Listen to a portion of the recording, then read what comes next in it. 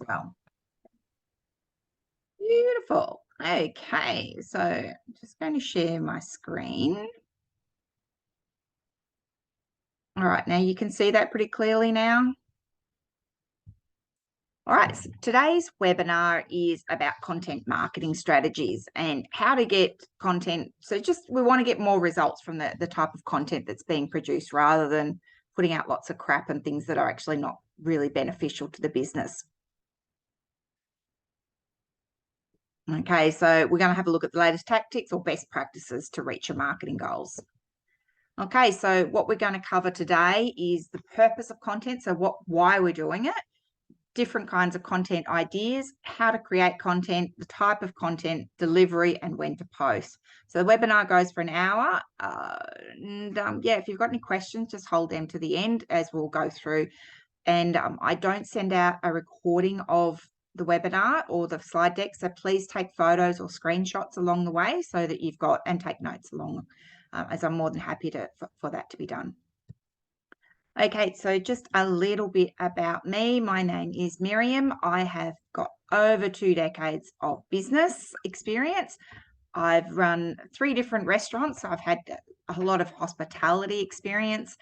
Cafe Mezzo was my longest restaurant, about 5.5 years. That was around about $1 million turnover with about 25 staff. So it was very involved. We had liquor licenses and it was a very busy operation. I also have an e-commerce site, the Business Manuals, which is where I sell my standard operating procedures from the restaurants. And then I've also worked in training for the last 10 years where I train and deliver lots of different qualifications. And that's where these kind of webinars come from. The webinars workshops is, I've seen a real lack or a need to breach between those, or to bridge, not breach, to bridge between a nationally recognised qualification and industry experience, and that's where these little programs come into play, is to help those out for those little tips and tricks. And Maralytics is my latest business. I've been running this for over 6 years, and it's a software company that tracks and measures marketing activities, and you'll find out a bit more as I go through the webinar. Now, just a bit about my educational experience. I have 19, so it's quite a lot of nationally recognised qualifications. These vary from Cert 2, 3s, 4s and diploma levels. And I got a few of them in the beginning. You see back 2012 and 13. This is when I had the restaurant. So there's lots of different areas within a restaurant. So I got qualified for those. I had a girlfriend that she really encouraged me to get educated, or not get educated, but to get recognised for what I was doing in the business. And after that, I started working in the industry.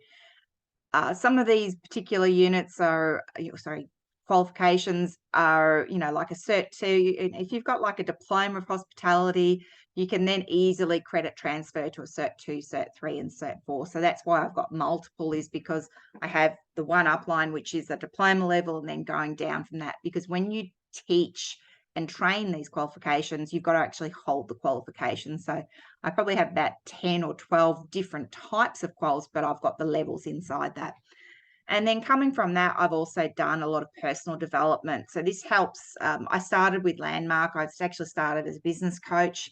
When I had the restaurants, I got coached as well. And personal development really has helped me implement all the things that I've learned. It's all those soft skills of how to, you can do a unit on how to deal with conflict management, but to actually how to deal with people is something completely different. You can't teach that out of a book. It's a real experiential type of experience. And I've done a lot of Landmark programs over, I think I started my first one in 2009. Last one was about a year ago. So I've done them over the times, and they've really made a big difference to the way I do business and the way I operate, and just the way I deal with people, and just enjoy, or just being able to really, it's conflict as well. Conflict has probably been the best thing that I've got out of it, is, confidence and all the rest of it. And then in 2020-21, I did the Dent Key Person of Influence Accelerator. So I've actually done lots of coaching programs over the years, and they vary in prices. I think the Dent one was one of my most expensive, getting close to 20,000. That really made a difference in my business and how I move forward. So right down to professional photos, or how I pitch, those kind of things all come from doing that Dent Accelerator. So we're just going to welcome, there's Fred. So Khan is joining us. I'll just wait for him to get connected.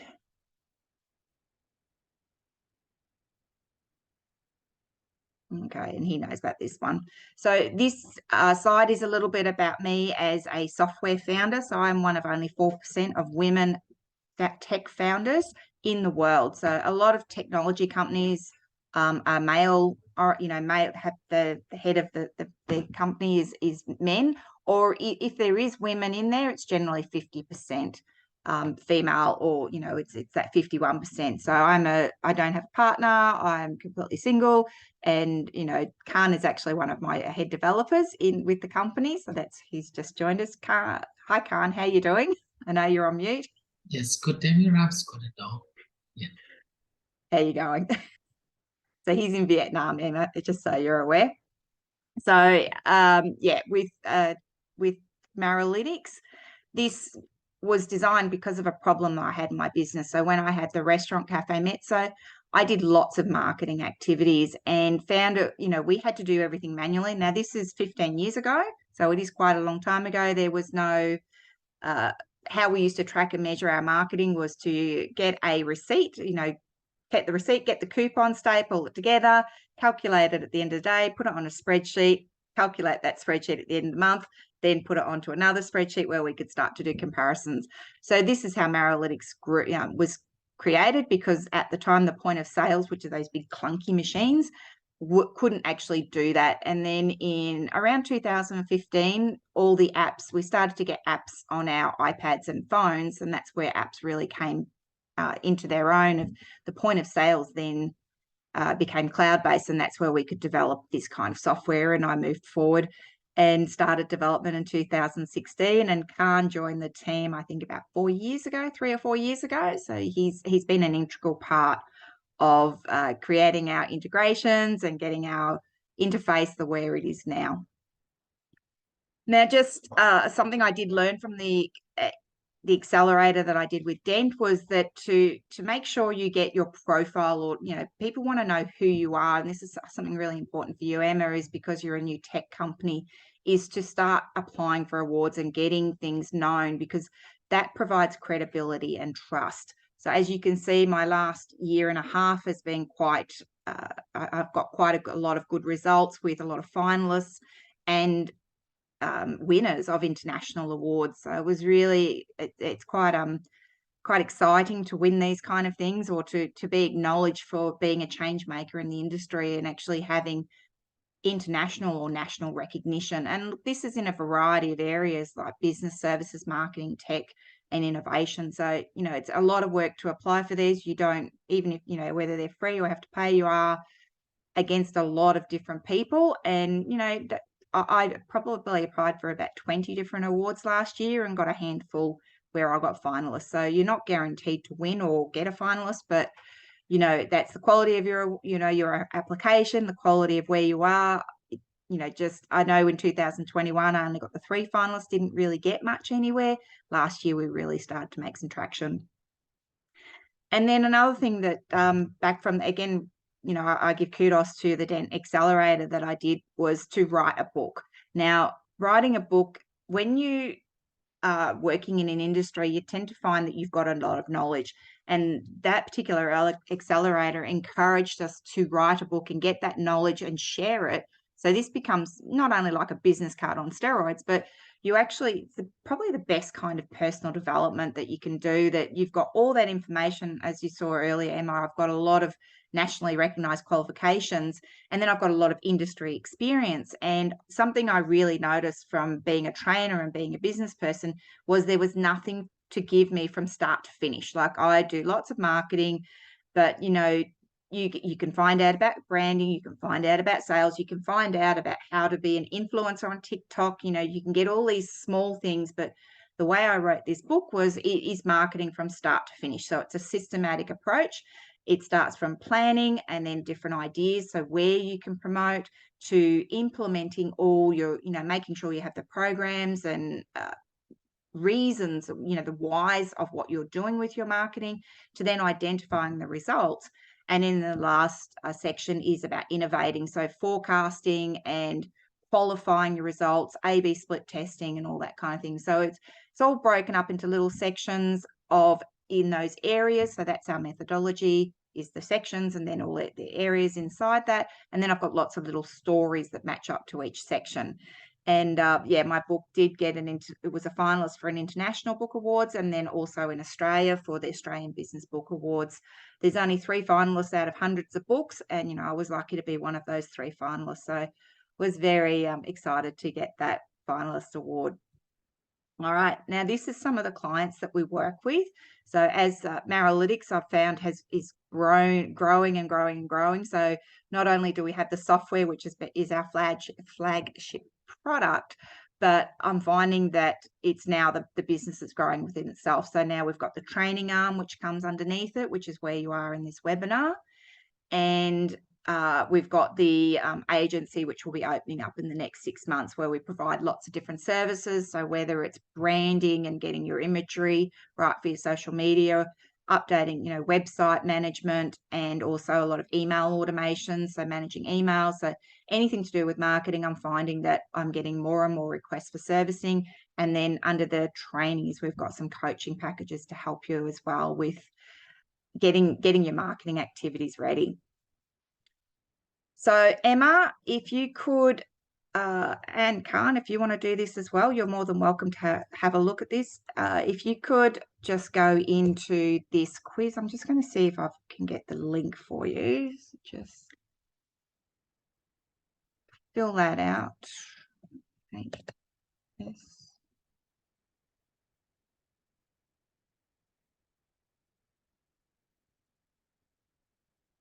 Okay, it's in the chat as well, the link. So if you want to fill that out, it's only a couple of questions, and it just tells me who you are and how you found us, that kind of stuff. And just give me a thumbs up when you're ready. Or Khan, if you're not going to be online, just give me a thumbs up in the chat.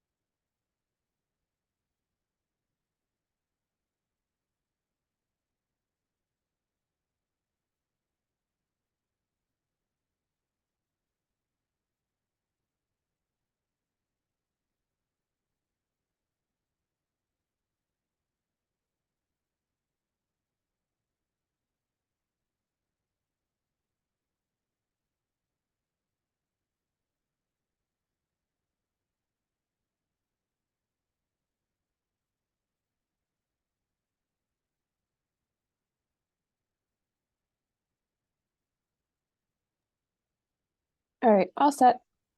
Awesome. Okay, and Khan, you're done? Yeah, I'm done already. Awesome. Okay, so let's move on. All right, so now we're getting into the body of the webinar and just going to cover, all the sections that I said that was included. Now, the first section is purpose of content. So this is our reasons of why we are putting content out there. Now, there's 2 reasons of why. There is brand awareness and there is lead generation. So we're going to be covering brand awareness first. And just to be really clear on, we have 3 different kinds of brands. And this is where I see a lot of businesses or a lot of people really confuse, what are they actually promoting? So I've got an example here, which I think most people should know who this is. If you don't, that's fine as well. I'm going to explain. So for example, we've got Richard Branson here. So he's very, very well known. He's the founder of Virgin, and so Virgin is the company or the business brand. And then inside or underneath that business brand is a lot of products. So if you follow Richard Branson on social media, he has millions and millions of followers. Whereas if you follow Virgin on social media, doesn't have as many. I think it has maybe 20% of the same amount of followers, and it would be into which business under Virgin. So Here we've got the products, you know, he's got Virgin Atlantic, Virgin Mobile, Virgin Trains, Virgin Comics. So there's a lot of products, and actually they're all businesses underneath that main umbrella. And then inside those are, you know, so if we have Virgin Atlantic, you would have their different products being their economy class, their business class, their first class, and then the paraphernalia that's sold on, you know, whether it's eye pillows and blankets and all that kind of things that you can buy on board. So they are all the individual products. So the reason why we do so it's really good to be clear on, are you promoting yourself? So, you know, especially if you've got a business that is, you know, let's say you have Michelle Tovar Designs, and it's a person that has mixed their personal brand with their business. It's much easier to go and separate that. Michelle Tovar would be the personal brand, and then Michelle Tovar Designs would be the business brand. So being really clear on which brand you are promoting. Now, the reason why we do brand activities or brand content is to make prospects or to make people aware that they've got a problem. It also increases your brand authority and engages with a wider audience. So this is where, you know, you would do, say, content, which would be of, you know, what your services are, or, you know, if I know there's a guy, one of our clients, that he does garlic, and, you know, I've said to him, go and do a whole heap of articles about, you know, the health benefits of garlic, the different types of garlic, why Australian garlic is better than Chinese garlic. You know, all these kind of things are making people aware of what that product is, what problems are out there, why is it better than something else, and that increases your brand authority. So that, you know, if you're going to search for it, then people are going to say, well, you actually know a lot about your product. So if you follow me on social media or Maralytics, you will see we post lots and lots of contents about the problems or about different marketing activities, and to tell you a story or a blog article about those different items, which shows that that's our brand. That's our brand. Sorry, I'm just reading something here on the recording. That just makes them aware of whatever that we are doing, that we have authority on the topic that we're talking about. Now, the thing that's really good is to have free resources. Now, we have free resources don't require any sort of input. You don't need to put your name, your email, your phone number, or anything. So that's like, you know, blog articles are free. And you could probably you know, anything that you download is a gated, or if anything you ask something is a gated, and that comes into a lead gen. But anything that's free would be, you know, we've got demonstration videos on our YouTube. These are all free resources that we provide that people can just go and look at any time. And that's why we want to engage in a wider audience. Now, lead generation is the second type of content to deliver. And this is where we want to have that it's actually drawing attention. So if we look here, it's a problem. It's a solution to a problem, right? It's also the benefits of that solution. And this is where you want to capture your quality leads. So we use gated resources. So this is where gated means we're capturing their name, their email, and phone number if we can. By doing the gated resources, you've actually got a lead. So we're putting them in through the funnel here. So we've got, you know, you're promoting, let's say if you've got, you know, like the webinar here, I've done Facebook ads and I've done events on multiple platforms, which is giving information. So that's the content that I'm putting on board. And there's a call to action at the bottom of it to sign up for the webinar. And then this gets people into the webinar, and then that gets into my sales funnel. So that's the type of content that's being delivered out for lead generation. It always has an offer or a call to action to bring people along the journey. All right, so now we go into what kind of ideas and what kind of content can we deliver. Now, this I've used Trello for this because during that accelerator, again, as I said, it made a big impact on how I do business. And, you know, there's lots of different kinds of content that you can deliver. And one of our exercises we needed to do was to get 99 ideas or 99 different kinds of things we could publish. Now, I captured them all on a Trello board. So this is just a screenshot of my Trello board. But things like insights, you know, or, you know, how to get the best results from your advertising would be a great article that we could write on. And then, you know, that would be, you know, people would be quite interested in that. Disruptive ideas are, you know, things like, well, you know, why doesn't it work? Things of, you know, what a problem is. So you're really starting, and then you look at problems and symptoms. So, The hidden issues of advertising that if you ignore at your peril. You've got to look at things that, 3 reasons for marketing failures. These are all things that can be problems and symptoms. Mistakes, errors, and fails also resonate with a lot of people. Objections, things that, results you want. I don't understand technology, or, I want to have other results. How-to guides are always a popular one. And, so there's so many different ways. So I highly recommend, if you don't have any ideas, is to set something up like this so that you can start writing about, what kind of things people are interested in. The next kind of content, which is really important to be aware of, is seasonality. Now, different industries have different seasons. And to give an example of, let's say, snow gear, if you've got snow gear and you're an online or an e-commerce store that's selling snow gear, you're not going to really be promoting that in the middle of summer. People are not interested in going to snow unless they want to have that problem symptom. It's like, I'm really hot, where can I go for a cool holiday? That would be to a ski season, but it's not going to be very effective because it's outside the season. And that's where seasonality is really important. The other one is the financial calendar. Now, this is really to be aware, especially if you work in the finance industry, like accountants, bookkeepers, they all go to a financial calendar. And also, in Australia here, we have tax time is the end of June. So 30 June is the cutoff for our taxation. People don't really buy new things, or they're actually going to do a massive run to buy things during May, June. But during July, there's not much funding available, or the money's all been spent. So again, be aware if that's going to affect your industry. Now, the social calendar, is there events going on that can affect? I know in Australia, we have Melbourne Cup Day is absolutely a really popular social event that pretty much the whole of Australia. I know Victoria closes down, they have a public holiday for it, but the rest of Australia, there's a lot of people that do follow those kind of things. And then we have the regular calendar. I put this one in here because it affects the school year. So if you've got young children or children at school or even at university, Easter holidays, September school holidays, people are away, they're camping, or they're away, they're not actually at their desk. So if, I've had to be aware of, especially scheduling these kind of webinars, is to not put them on Anzac Day. Anzac Day this year is on a Tuesday. I normally run my webinars on a Tuesday afternoon.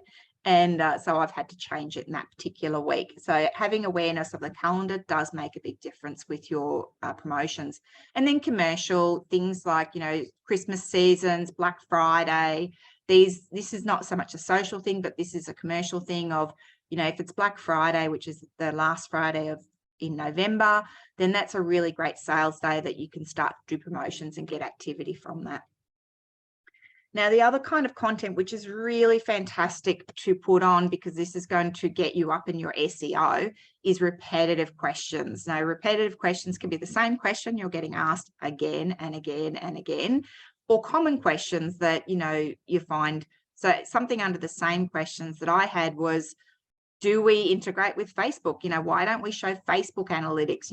Everyone seems to think that that's really important when you're doing advertising or tracking marketing analytics. And that's because we've been, as business owners, we've been conditioned conditioned by social media that these are the most important analytics. Whereas with Maralytics being my software, we track and measure the conversion. So what are the sales that come from any advertising promotion? We want to know, well, if we're spending $100 on a Facebook ad, did we get 50 customers that spent $25,000? Or did we get 0? So that conversion is what's really important. The ads analytics are important as well, because you want to know how much reach you went out to, how much money you spent, how long it was for, and, cost per click, cost. Then you can start to bring that into the conversion analytics. Well, I spent so much money and then my ROI was this. So you find out whether it's worthwhile.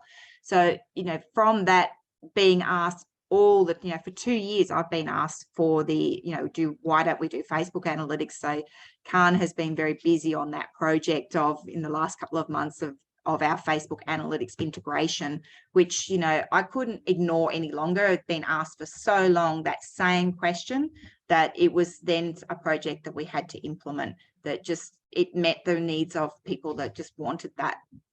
So this is things, again, that you can put in your content, that you can go, well, if I'm getting asked the same question again and again, or if you find that, you know, you just want to have that out there, create some content that goes in an email or is on your social media. So it's all out there that people can just look for it for themselves, and that question's answered. You don't need to waste your time answering that question when you could be going through what are the requirements for that prospect or client. Now, the next the next section of the webinar is how to create content. Now, as you got some ideas, you know, we had a look at the Trello board. So your 99 ideas, your seasonality, and your questions is how to create content. Now, Answer the Public is a fantastic little tool. It is free, which is amazing. It's now bought by Neil Patel. And the beautiful thing about Answer the Public is you get 2 free searches per day. So we're looking at a keyword. This particular result that I'm showing you is for marketing. So I've done it for Australia in English, but we can type in marketing and it will show what the searches are for that keyword. So if you want to look at, well, you know, what are people typing into Google? So this is where, you know, you go into Google and you want to search something. So this is telling me all the searches. So there's 80 different questions that are done about marketing. So can marketing save the planet? Can marketing make you rich? Which marketing strategy is the most effective? Which marketing concept is best? So why marketing mix is important. So if you're now, so you've got your ideas and you've got your season, then you want to start with your headlines. So this is a really good generator for content headlines of an article or whatever you're writing, because then you see what people are searching for. And when you've got that headline, and you're using one that's being highly searched, so the ones here in dark orange are the mostly searched. So can marketing make you rich? That's a highly searched term. Then that will come. So you would then do an article with that title, put it on your website and share it to your social media platforms. And it becomes that then has the SEO effect. So when people type in, can marketing make you rich? And your article will then come up in the search, and the more people click on it, the higher it will be in the search, which means your SEO is working really well. So this is what works in hand with SEO. Now, the next thing, so we've got the headline is now to create the content for the body of let's say we're looking at an article. ChatGPT is taking the world by storm. So this is an AI platform. Emma, have you seen this one before? Yep. Good. So look at Yep. You have? Awesome. Khan, I'm pretty sure you've heard of it as well. Now with ChatGPT, so I've been using AI tools for content writing for about 2 years now. So I've been using platforms like Copysmith AI, Copywriter, Word Hero, because my writing, I'm very dry. Like I'm much more creative in building stuff or getting ideas, you know, mathematical style. That's how my brain works. I'm not a beautiful, fluffy writer. I can't do sales copies. So I've always used AI tools to help me write. And now that ChatGPT has come out, I've just absolutely fallen in love with it. Everything I do about my webinars, about my emails, everything is written on, or in not so much written, but enhanced using ChatGPT. So this is a bit of an example of some of the searches I've done. Is this my first webinar that I released was called I just had marketing technology, or my first one was introduction to using technology in your marketing. So, you know, I didn't like the headline with that. So I liked the subtitle, but not the headline. So a comprehensive introduction to using the latest digital tools and techniques. So then I said, create a webinar title, which was called Marketing Tech. And it came up with mastering the latest marketing technology. And that was the one that I went ahead with. So then, you know, write a social media description. You can put, I've had a lot of done 1,000-word articles, write a 1,000-word article from marketing, mastering the latest marketing technology, and it will write it for you. And you can enhance things. So anything I find is really good. I've asked it to write business plans for me. I've asked it to write promotional plans for me, media releases, all sorts of things. So the only thing I can highly recommend with this one is to keep it simple. So I use that type of methodology, because if you make it really complex, so you can see, write a social media description for this headline, create a webinar title, enhance this headline. If you keep it for one instruction, it does it really easily. I've had a few clients that have been putting really long paragraphs in there saying, I have written this article and I want it to be better readability, and it was really confusing that the program couldn't understand it. So if you have good simple instruction for the platform, it will work really well. Okay, now we have the type of content. So this is, now you've got, well, what kind of article am I going to write? Now, the first one, this is where we build expertise and credibility, is to write a blog article or a blog. You call it blogs, call it articles, it's interchangeable. And, you know, you're looking at something between 750 and 1,000 words. So this, if you have it less than that, it's more of a post. If you have it more than that, you're going to lose attention. You know, people don't want to go and read a 5,000 word article. That becomes a small novel by that stage. So, you know, they want to go, you know, you're then starting to put it maybe towards an ebook or a report rather than 1,000, you know, 1,000 word article takes about 2 to 3 minutes to read. So it will then engage your reader for long enough, it keeps their attention and actually teaches them or gives them some information during that. Now, as I mentioned earlier, when you're writing an article or any type of content, make sure you put it on your website first. Your website is what I call the center of the universe. This is where you want to direct people. It is the one platform that you own, and then you share it out to your social media platforms. Now, the trouble with, if you put it on social media, 1,000 words is too long for, you know, platforms like Facebook or Instagram. They don't like that amount of words. So we just want to put a snippet, like a little short description for that. But, you know, the thing with Facebook as well, or Instagram, I have heard multiple businesses lose their account. You know, they've getting hacked, or, you know, something's happened and they've lost all their followers. So if you do have a social media, download all your followers, get them to follow your website or be able to capture their details. So you've got your database, which then you can share as an email out to, and you've got their contact details, and you've got pretty much a free way to keep promoting to them. Now, the next one is stories. Now, stories are really personable. So this is how it creates connection. When you can see we've got a little book that we're reading to a child, but stories become relatable.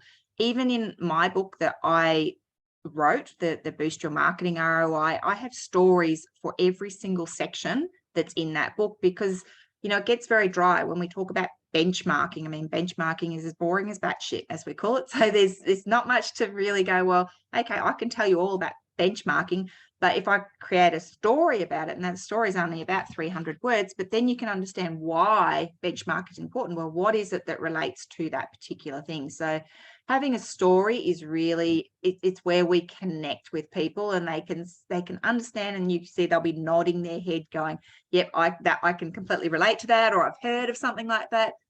When I was teaching a lot, you know, especially in hospitality, customer complaints were always favorite stories, or things that went wrong, problems. They were always ones that would capture people's attention and would just be sitting there going, oh my God, did that happen? Or how did that? So, you know, stories are very, very, you know, they're very connective and create that more of an emotive response. The next one is case studies. Now, case studies are a way to highlight to your, you know, to prospects or people that are looking at you as like, they're very similar to a story, but a story can be, this is what's happened, whereas a case study is a little bit more structured. It is the situation, so what the situation was, the problem that happened, the solution to that problem, and the outcome. So we can say, well, you know, we had, at this particular time, we had a person that you know, they'd waited for 20 minutes for their coffee. It was cold when it delivered. So the situation was, customer complained. Problem was their coffee was cold and it took too long. The solution was we gave them a new one, and one free of charge. And the outcome was we had a happy customer. That is a typical case study that, you know, we've addressed those 4 different areas. You can build that out to 1,000 words as well. Now, the thing with case studies is, again, very similar to stories, is they become relatable. So people can connect and go, yeah, I've heard of that happening before, or that's happened to me, or I've got that happening to me right now. So it builds that bridge between, you know, them and you, that they can see, well, you already know how to do that, or you've been through that situation. So I trust you a lot more to help me with that particular circumstance. And then the last one is testimonials and reviews. So this is a little bit more like when I did at the beginning of the slide deck, where I had all my awards and my books and stuff, is the things that are being said about you. It's providing that credibility. When we look on the Google search, let's say if we're looking for a plumber or an electrician, if you see one that's got 200 or 300 Google reviews, there's a big trust factor there, right? If you've got one that's got like maybe one review, you can go, well, I don't know if he's still working, or if, they can actually do what they are, or, just by getting testimonials and reviews are really important for credibility. And also it encourages people, the more you have and the more people see it, again, it creates that relationship and it's a bridge between, well, you've done this before, or people really like you. So rather than having that personal recommendation is, well, this is someone else. I mean, this one, my virtual assistant, she does all my social media, and she creates these beautiful ones where we go and share our reviews or our testimonials. And you can see this gorgeous girl. It's one of our clients. So we've got the picture in there, so you can see that's a real person. You can see it's a real business, and just some, if you want to go and see that review, it is under our Google reviews on the Google business platform. So you want to go share these on your socials so that people can see that that content, what you're delivering is credible, and that you are an expert in what you're doing.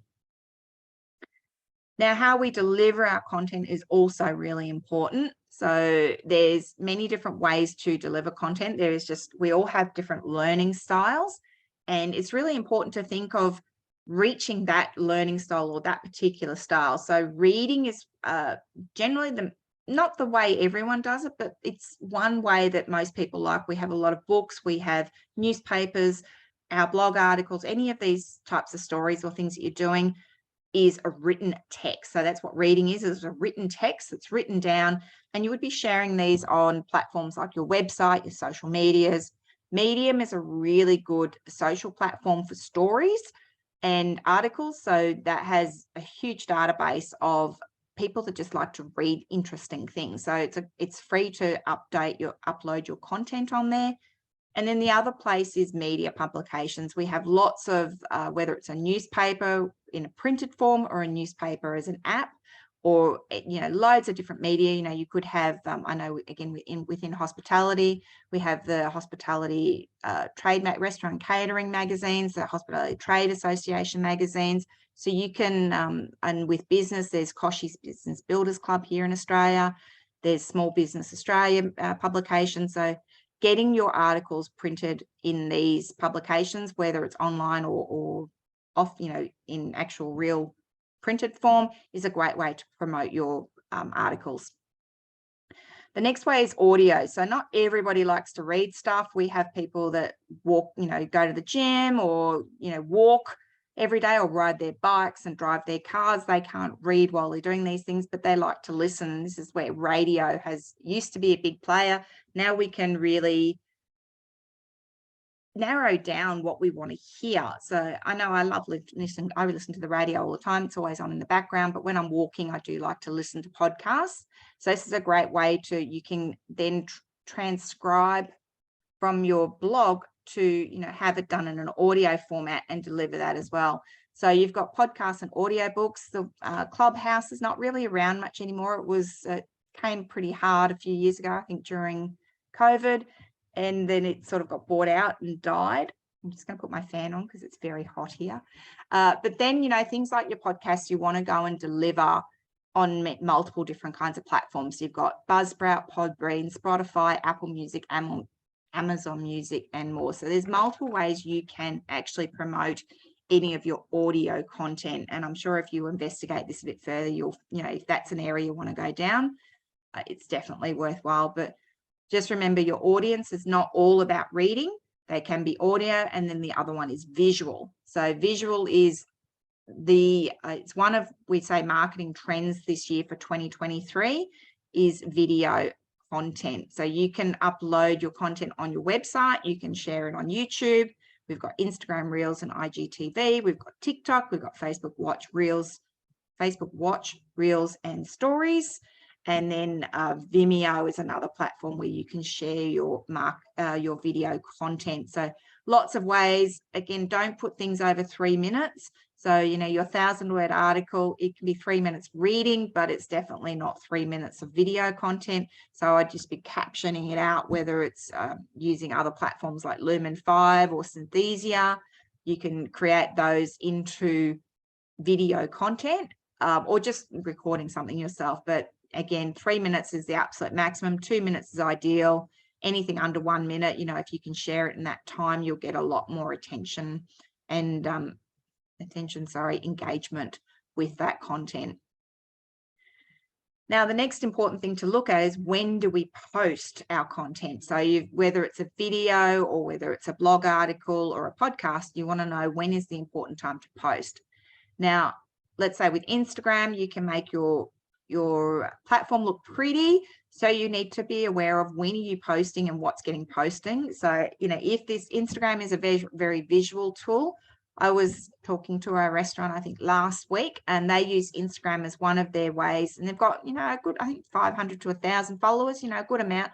But, you know, they're following this kind of theme of, you know, making it look pretty. And theirs was all about food photos. And this is a mistake I see a lot with hospitality. I'm using hospitality because I've got a few of them around at the moment.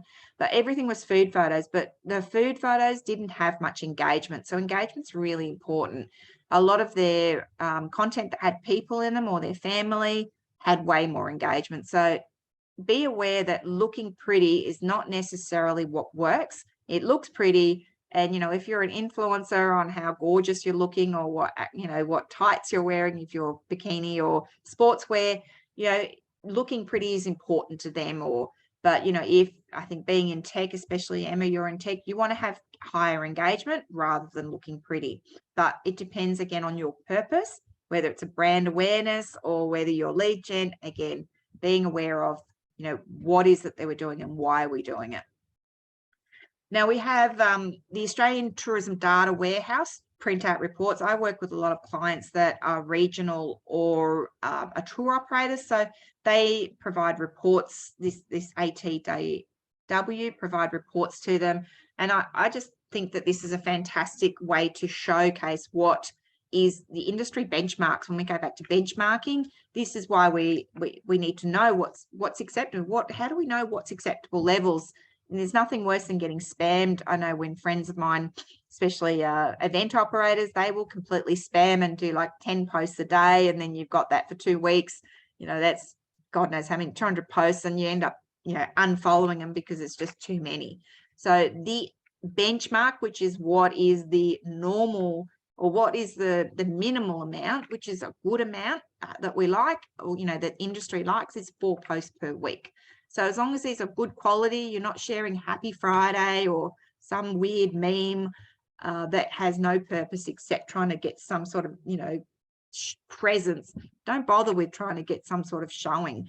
Do 4 good quality posts because your audience will appreciate that a lot more. Now, the consistency of the posts. So let's say you miss out 1 week and you've only posted 2. Don't worry too much about it. We have this. I like to have, I think, about 5 posts per week, but sometimes things happen that it doesn't happen. You know, we don't get those. So as long as you have around 65% of the time, you have that 4 posts per week. Excuse me for a moment. So it's important to go, well, you know, am I fairly consistent? The social media platforms like to have consistency. They will show your posts a lot more regularly if you have consistency rather than doing one-offs. And then the last thing, like I talked about that little restaurant that had pretty food photos, is an average of 20 engagements per post. So whether this is the clicks and likes and loves, or, you know, it doesn't matter which emotion is in there, but it has a click or a like, whether it has comments in there, whether it's shared, as long as you have an average of 20 per post, then that's what the industry benchmarks are. All right, so then we've got how often we need to do it. So we're looking at, do we make it pretty, or, you know, what is the purpose of it? But then how, you know, what we need to do is, now if we've got to do 4 per week, that's a lot of posts. And, you know, it's going to take a lot of time, especially when you start to do from multiple platforms. And, you don't always know where your people come from. I know with doing these webinars, I mean, this is number 8 that I've done now. I'm getting people coming from all different places. So don't think that you know where your customers are coming from until you start to measure it. When you do your reporting and ask each person wherever they come from, and then, get a good sampling. I think when I get to about 50 to 100, then I will know these are the platforms that I'm definitely going to promote on. But until I've actually got a good amount of data, I'm not going to discount any platform because I don't know whether it works or not. So I could have people seeing stuff, but, it might be more of a brand awareness rather than a lead gen. But, while I'm still in the launching phase, I'm not going to think that I know things because I don't until the data actually shows me. So coming back to posting, if you've got to do 4 posts per week, and let's say you have multiple platforms, that's going to take some time. So Sendable is the platform that I use. It doesn't cost that. All the other programs that I showed you are free, whereas this one does cost money. This is about 30 Australian dollars per month. And you can go on multiple channels at the one time. So this is where we can share on 6 different social media platforms. Now, be aware that, whether you can do, whether it's a blog or, a written article or a video article, depends on the platform. So if it's a written article, we could use on the first 5, being Facebook, Insta, Twitter, LinkedIn, and the Google business profile. And if it's video content, that would be on Facebook, Insta, or YouTube. So you can use whichever platform depending on your content. And so that's where you can do multiple platforms at the one time for the one post. And then this is an example of my February. Now, February, we weren't overly consistent with our activity. And, we just had a lot going on because I think I moved house, so we weren't able to, I wasn't able to provide the information, and there was just a lot going on. Whereas now we're in March has been way more consistent, and April is definitely every weekday we have content. So here you can see, let's move that say with this particular day, we had 5 channels with 1 article going out to all of them. So when you set this up as a post to be scheduled, you can individually tailor for each platform. So like they have different size images for Facebook compared to Insta, and you can upload that to the image for that particular post. But it's an easy way of just going, or where a link needs to go, or hashtags, things like that. You can change it within the one post to each tab for each platform. Now, the other good thing is you can schedule in advance. So that's something that we try to do that slows down some time of the year. So at the moment, my virtual assistant is working on 3 months, so up until the end of April, May, June. So yeah, next 3 months worth of content. She will be scheduling all our blog articles and topics. So I do have like stagnant posts that go out as well, because at the beginning of a week, we do a topic a week, and we do a lot of posts about a particular topic. So on a Monday, our first post is just an image saying, we're doing video marketing this week. And then all our topics after that will be about video marketing until we get to the next static image, which will be, okay, now we're doing on Instagram's Reels. And then all topics will be about Instagram Reels. So every week we have a topic that we work on, and that's how we schedule our posts out. Now, these blue ones here, now remember in the beginning, I said we had personal brand and business brand. These white ones here are the business brand, right? So that's Maralytics and what we promote about Maralytics. These blue ones here, and it's just because there's only one in there, that these go to my personal brand. So I have, I'm active on all social medias, but my LinkedIn is where I want my my personal brand to be promoted as an expert in the industry. So we share all our content from the business onto my personal. So that's where we've got every day, because there's loads of content. We just share one of, whatever article it is here gets shared onto my personal brand, so that my personal brand is always active and I'm being seen. Because again, like I mentioned about Richard Branson and Virgin, on my LinkedIn, I have, I think probably about 1,300 followers, whereas Maralytics, I only probably have about 400 or so followers. So I've got a bigger reach when I share it on my personal brand. And that's something we can do on Sendable as well. All right, so that is everything from the webinar, that all the body of what the ideas. So we've covered the purpose of content. So whether it's, a brand awareness or a lead gen, different kinds of ideas, whether it's a blog or a story or a case study, how to create the content using Answer the Public or ChatGPT, the type of content, so whether it's a written, an audio, or a visual, the delivery, whether you're using Sendable or uploading it yourself, and then how often to post it.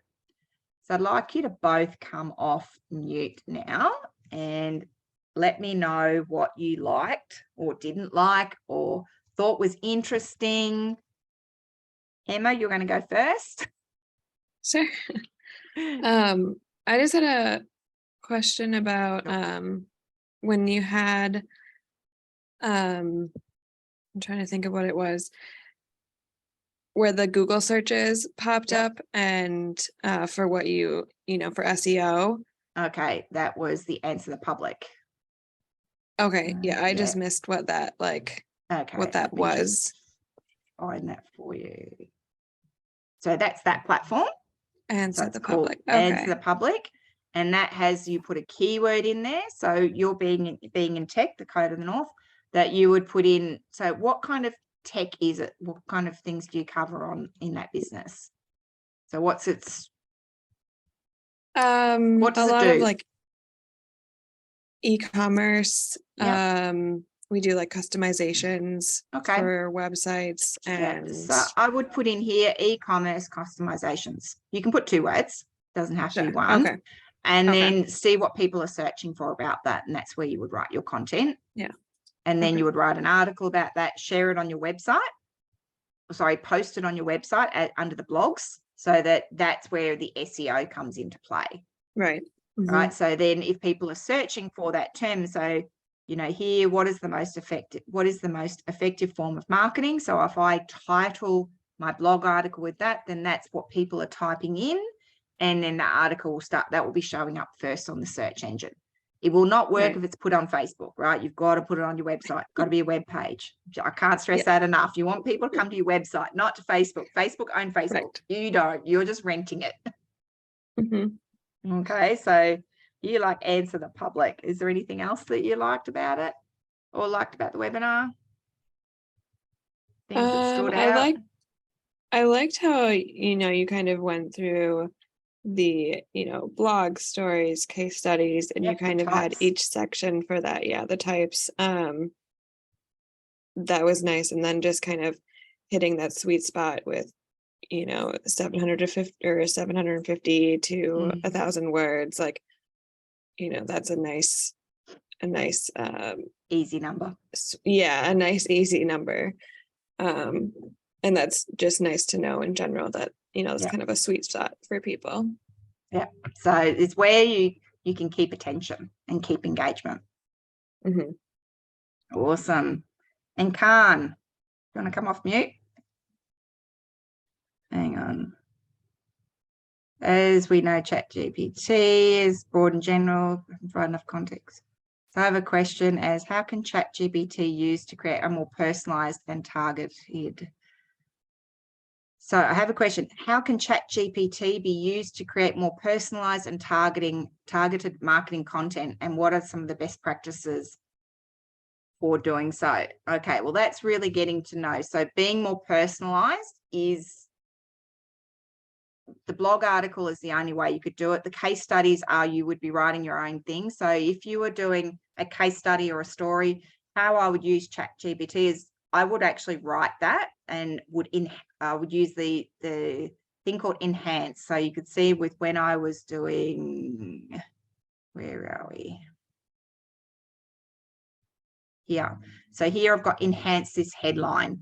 I use enhance a lot as the instruction for what I want ChatGPT to do, so that because my writing is not it's pretty dry, so I want it to be more readable, and that's where I personalize it. Is I put in what I want, or you know, if it's a case study or a story, which is personal to me, ChatGPT can't make that up, but I can write what I want and say enhance this text, and you know, I can put in 500 words and it will make it more readable. So that answers the question there of how to make it more personalized. Now targeted, that comes into again the the Answer the Public. This is being more targeted. If you know, like what we have is marketing and marketing analytics, being Maralytics. So that's where this is being more targeted, is what people are looking for. And if I'm looking at marketing analytics, I would go and try and find some of the headlines here of what is marketing analytics, or would type that in as my search term. So that's where it's more personalized. All right, does that answer your questions, Khan? Can you put a reaction in for me so I can see? Yeah, actually, I'm not expert on this one, right? But I am willing to research about how to approach the ChatGPT to support the end user write the content. So that's the reason I asked the research. So maybe through your answer, I can a little bit understand how we practice with the ChatGPT. So thank you advice. So just repeat the question again, Khan. Yeah. Because I just researched how to use the ChatGPT and interact with the ChatGPT's platform to help the end user create the marketing content. Yeah. So that's the reason I asked as you about the some tip can improve the performance for the writings. Yeah. So through your answer, I can a little bit understand, and maybe ask you more later on this one. Yeah, look, I'd ask more later, but this is where I've used ChatGPT to actually write a content, to write a content planner for me. So I've done for one of my clients is do a whole heap of teaser headlines, or to write a promotional plan. So, or to write, even when I was doing these webinars, is to write a webinar plan of highly sought after marketing tips, marketing topics. And it wrote a plan out for me of these are the 10 things that people are searching for and what headlines. So I actually used the program to write that for me, because it's finding what people are searching for. So you don't always need to create the calendar or the content of what, where it's personalized. Is ask it's a little bit more of a generic question of going, what kind of content is my client searching for? So like Emma, yours is e-commerce contextualization, is like, well, your customization. What are people asking for with e-commerce customization? And I would put that in as an instruction, and it will come back with an answer. So that's how I would personalize it a bit more, is, we can use your 99 ideas and problems and use that answer the public, but also you can use this to actually create that plan for you as well, or to find what people are searching for. So does that answer your question then, Khan?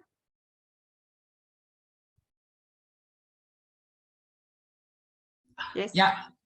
Awesome. Thank you. Okay, awesome. All right.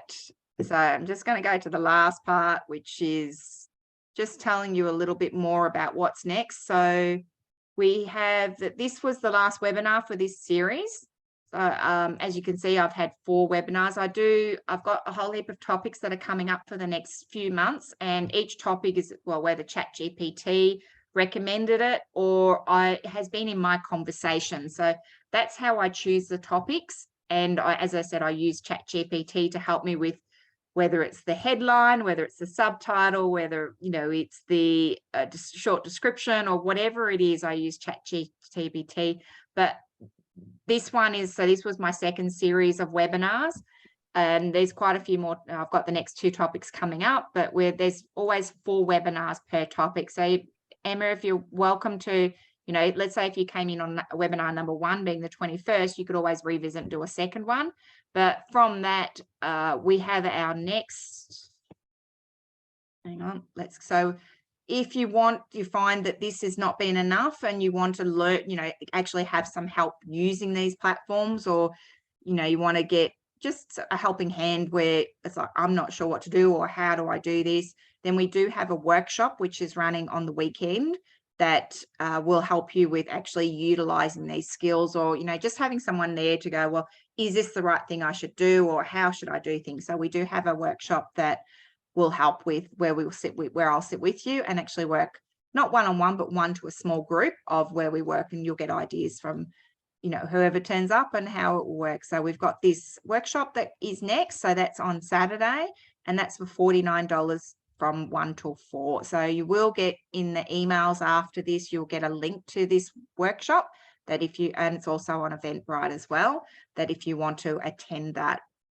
And then the next topic, which is starting next week, is about product value ladders and sales processes. So this is a topic which, as I said, I've put this one into my promotional plan because it has been in my conversations for the last 3 weeks that just keeps coming up with, why am I not getting revenue, or why, I used to think, and this is going back to in my initial slides, is one of my earlier businesses was about 6 or 7 years ago, was that I did Gold Coast training workshops where I was running workshops exactly like this.